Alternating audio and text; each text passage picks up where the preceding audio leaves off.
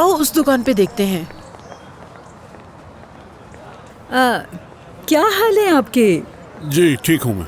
अच्छा, मुझे 1 किलो ये लौकी दे दी। रुके, 1.5 किलो कर दें, ज्यादा चाहिए होगी ना? सुनो, लौकी के साथ बैंगन भी ले लो, बैंगन का भुर्ता बनाएंगे। ठीक है, बैगन भी ले लेते हैं। एक काम करें, 2 किलो बैगन भी दे दें, लेकिन बैगन जरा देख कर दीजिएगा, ताज़ा होना चाहिए, क्योंकि आज घर पे बहुत खास मेहमान आने वाले, समझ लेना। लैला, क्यों ना आज रात दमीर को हम अपने घर रुकने के लिए कहें? हाँ बिल्कुल, क्यों नहीं। हमारा इतना बड़ा और खूबसूरत घर है, वो क्यों मना करेगा। और वैसे भी इसके अलावा उसके पास कोई चारा है। फिर आज रात सीलिन की माँ से हम बात करने की कोशिश करेंगे। उसका बाप गुस्से का थोड़ा तेज लगता है, लेकिन उसकी माँ हमारे काबू आ सकती है। हाँ, ये तो सही कहा तुमने। और हाँ, काम बन भी सकता है अगर हम ये जाहिर कर दें कि इन दोनों की जोड़ी बहुत अच्छी लगेगी, खुश रहेंगे दोनों। सही कहा तुमने। और हम ये भी कहेंगे कि वो दोनों साथ में बहुत अच्छे लगते हैं, उनकी शादी कर दी जाए। हाँ सही बात है। और एक लड़की को इतना अच्छा हैंडसम शौहर मिल जाए, उससे और क्या चाहिए। हाँ?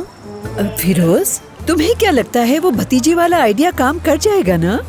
क्यों नहीं, हमारा भतीजा है ही इतना हैंडसम। हाँ, इसमें कोई शक नहीं, हैंडसम तो है। हाँ भैया, इस बात से याद आया, 1 किलो लाल टमाटर भी तोल दीजिए। जी ठीक है। और देखिए, एक भी खराब नहीं होना चाहिए। बेफिक्र हो जाइए।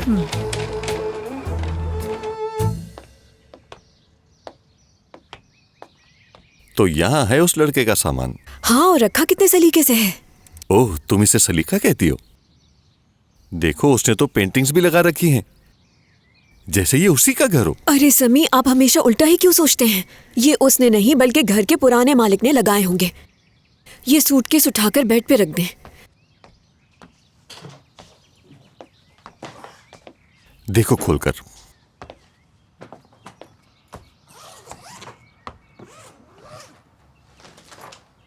देखें, उस बेचारे ने तो अब तक अपना सूटकेस तक नहीं खोला। अब तसल्ली हो गई आपकी? जब तक उसकी चीजें इस घर में हैं, मुझे तसल्ली नहीं मिलेगी। किसी का भी सामान मेरी बेटी के घर में क्यों रखा है? क्योंकि उसके पास रहने के लिए कोई घर नहीं है, वो घर ढूंढ रहा है। और वैसे भी वो अपना आधे से ज्यादा सामान तो ले जा चुका है। किसी भी जगह उसका कोई सामान नहीं है। हम पहले ही इस बात के लिए अपनी बेटी का दिल तोड़ चुके हैं, अब दोबारा नहीं। मतलब मैं अपनी बेटी का दिल तोड़ रहा हूँ? सर फोड़ दूंगा उसका, अगर किसी ने भी उसे नुकसान पहुंचाया तो। सुन लो, बहुत बुरा अंजाम करूंगा मैं उसका। किसी को भी अपनी बेटी को नुकसान नहीं पहुंचाने दूंगा। अच्छा ठीक है, अब ज्यादा गुस्सा मत करें। पहले ही आपका बीपी इतना बढ़ चुका है। जाइए, जाकर थोड़ा आराम कर लें।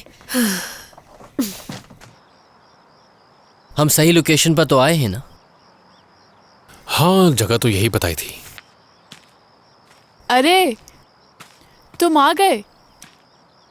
ओह, तुम भी साथ आए हो। मुझे अंदाजा नहीं था कि तुम भी आओगे। आइडिया तो मुझे भी नहीं था। चलो, ये तो अच्छा हो गया कि मैं अपने साथ एक एक्स्ट्रा ग्लास लेकर आ गई। ये पकड़ो। बहुत शुक्रिया। तुम भी लो।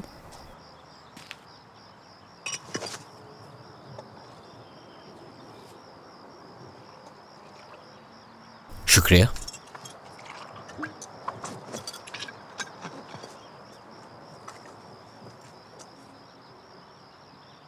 मैं चाहता हूं कि तुम्हारा जो प्रोजेक्ट है वो बुराक देखे। अच्छा, बुराक देखेगा? ठीक है। हाँ, तो ये बताओ, ये जगह कैसी है? कितनी पुरसुकून और कितनी अच्छी जगह है ये। मुझे ये जगह बहुत अच्छी लगती है। क्या ख्याल है? ये जगह तो बहुत अच्छी है, मगर मुझे यहाँ पे कोई यतीम खाना नजर नहीं आ रहा। ये जमीन मेरे बाबा की है और मैंने हमेशा ऐसी ही जगह का ख्वाब देखा था, जहाँ छोटे बच्चों की देखभाल अच्छी तरह से हो सके। इसी बारे में बात करने के लिए मैंने तुम्हें यहाँ पर बुलाया। लेकिन यिल्दिरिम साहब से इस बारे में कभी किसी किस्म की बात नहीं हो सकी है हमारी। मुझे लगता है कि ये सब करने से पहले हमें उनसे बात करनी चाहिए। जानती हूँ, मेरे बाबा यहाँ पर एक होटल बनाने वाले हैं, क्योंकि वो चाहते हैं कि हर तरफ शानदार होटल्स हों। लेकिन मुझे ये लगता है कि यतीम बच्चों के लिए ये जगह बेहतर रहेगी। तुम क्या कहोगे इस बारे में?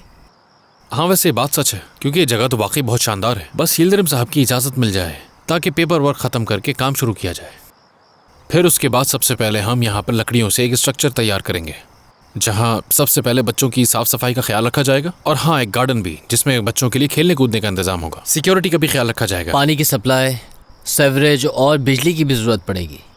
वैसे यहाँ करीब में कोई अस्पताल भी नहीं है, और अगर अचानक यहाँ किसी को कुछ हो जाए तो हमें उसके लिए भी कुछ इंतजाम करना बहुत ज़रूरी है। कितनी अच्छी सोच है तुम्हारी। ठीक है बुराक, तो तुम इस पर काम शुरू कर सकते हो ना? एग्जाम्पल्स के लिए कुछ प्रोजेक्ट्स हैं मेरे पास, वो मैं भेज दूंगी तुम्हें। अच्छा, तो अब मैं चलता हूँ और आप इस पिकनिक को एंजॉय करें। फिर मिलते हैं बुराक। हाँ बुराक,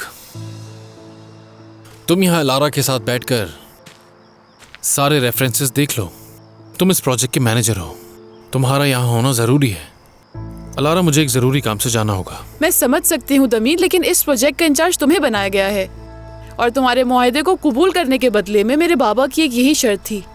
अलारा को शायद इस बात का अंदाजा नहीं है कि अब इस प्रोजेक्ट को मैं देख रहा हूँ। RMM मेरे फादर की कंपनी है, मगर इस वक्त दमीर साहब उसके डायरेक्टर हैं। तो आप हरगिज परेशान ना हो, हम इस बारे में कंसल्ट करते रहेंगे आपस में। परेशान मत हो, मैं ये खुद देख रहा हूँ। और हाँ, चॉकलेट्स के लिए बहुत शुक्रिया, तुम सच में बहुत अच्छी हो। तुम्हारी इजाजत हो तो मुझे ऑफिस निकलना है, फिर मिलते हैं।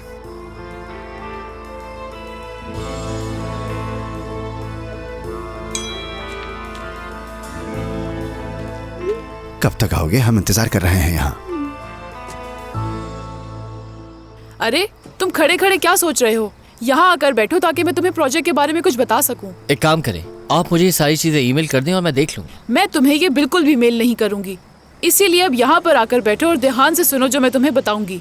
मुझे आपसे कोई मसला नहीं है, मगर मेरी एक और मीटिंग है और वो क्लाइंट मेरा इंतजार नहीं कर पाएगा, और अगर मैं लेट हो गया ना तो वाकई मुझे जान से मार देगा। तुम परेशान मत हो, ऐसा कुछ भी नहीं होगा। अब बैठो यहाँ आकर और आप कहना बंद करो। मेरा नाम अलारा है। मुझे जब भी कोई आप कहकर बुलाता है मुझे बहुत बुरा लगता है। हाँ ठीक है।